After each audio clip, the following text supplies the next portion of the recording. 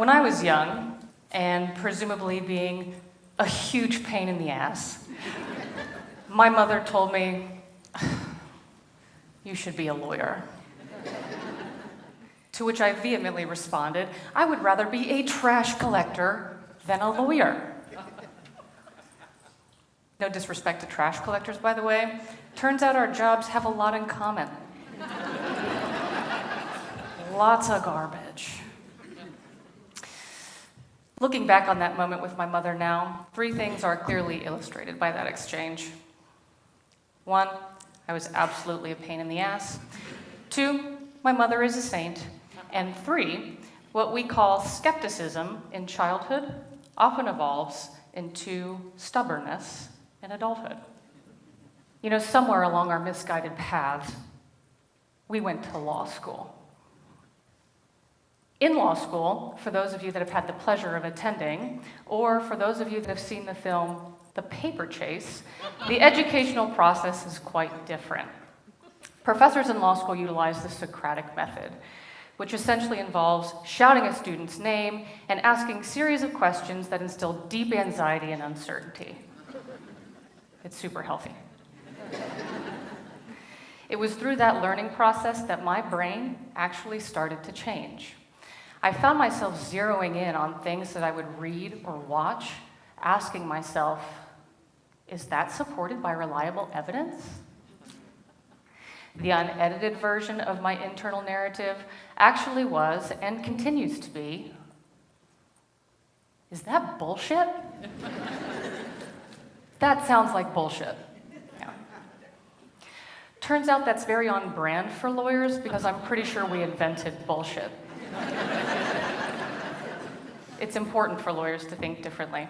We spend 3 years retraining our minds because our job relies largely on the ability to ask deliberate questions and utilize legal tools to cut to the heart of an issue.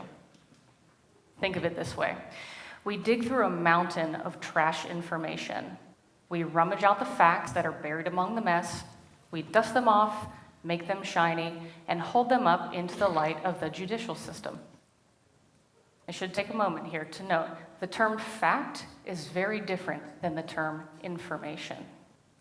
We are all bombarded with information on a daily basis. Social media, apps, TV, radio, podcast, all of that content is information.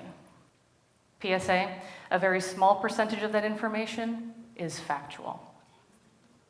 And because fact is my second favorite F word in the English language, you are going to hear me say it a lot.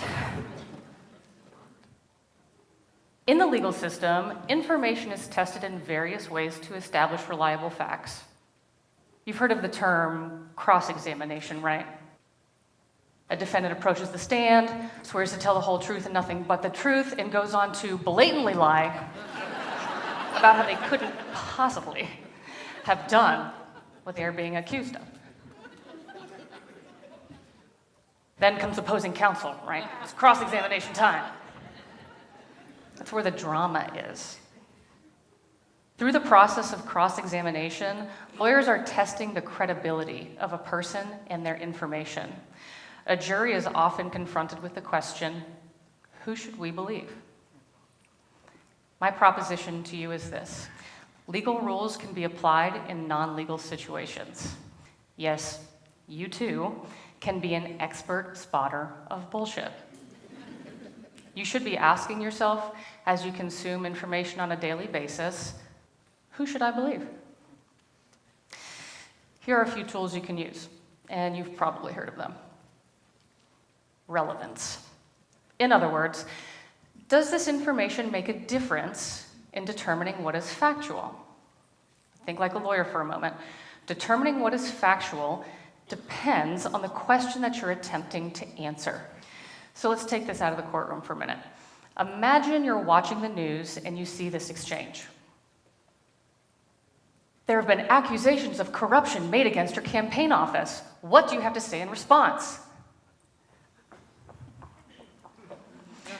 I'd like to assure the public that our staff is always looking out for people's best interests, as clearly evidenced by the newly proposed foreign policy changes.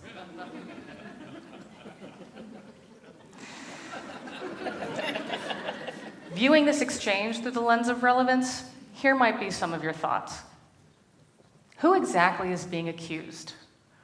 What act is alleged to have been corrupt? What evidence, if any, was relied upon in making these accusations? As for the response, other than sounding like bullshit, while the statement might be the politician's sincerely held belief, it's entirely irrelevant to the poorly drafted question that was presented. So, with any information that you consume, ask yourself, is this relevant? If the answer is no, I'm not saying completely disregard the information, but I am encouraging you not to rely on it. Here's another fun one, hearsay. Hearsay can be thought of as a sort of rumor, and a courtroom is no place to spill the tea or get the hot goss for the Gen Zers in the room. For example, to prove that Tom was in town, a witness testifies, "Susan told me that Tom was in town." Because the witness's evidence relies on an out-of-court statement that Susan made, if Susan is unavailable for cross-examination, the answer is hearsay. So again, let's take this concept out of the courtroom. Imagine you're walking to your local newsstand in 1948. You pick up the paper and you see this. You run and tell your friends and neighbors, "Did you see? Thomas Dewey has won the election." Leading up to Election Day on November 2nd, 1948, it seemed like Thomas Dewey had the US presidency in the bag. Numerous polls predicted his win. But, as this now famous photograph would show, everyone, including the editors of a major newspaper, got it wrong. As we know, Harry Truman won that election.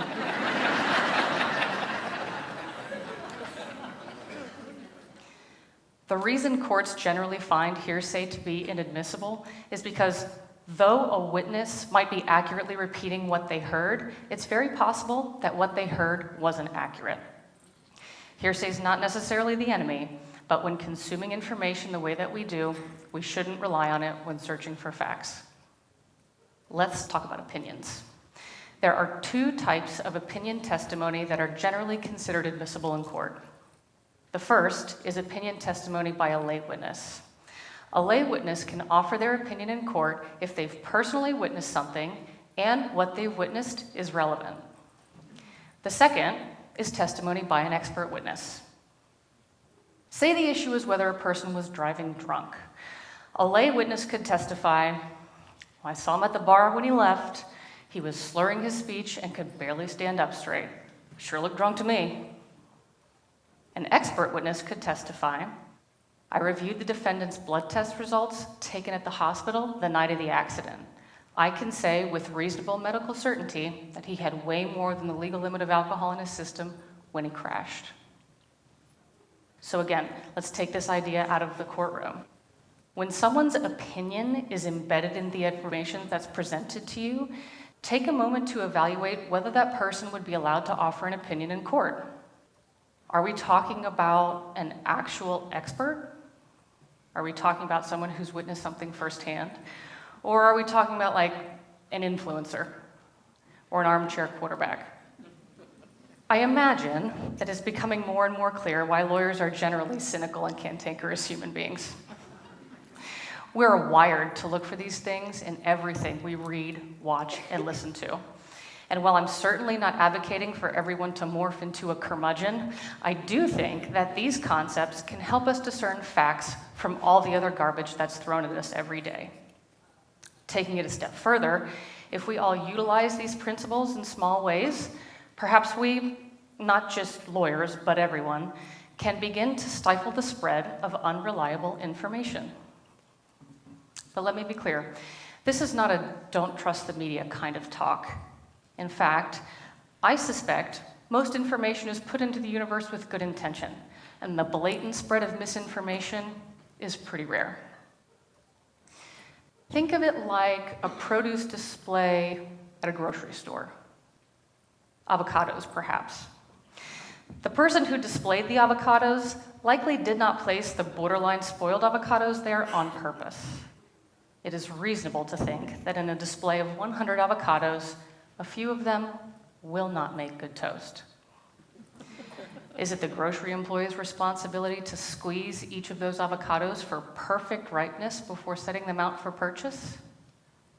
No. Flip it. You as the consumer. Are you just going to grab 3 avocados willy-nilly without giving each of them a little squeeze? No. That's how you get bad toast. My point is this.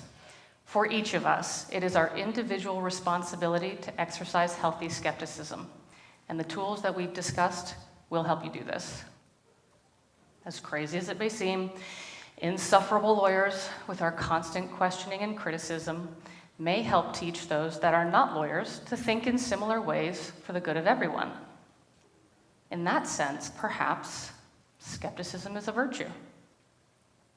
Perhaps lawyers could help save the world.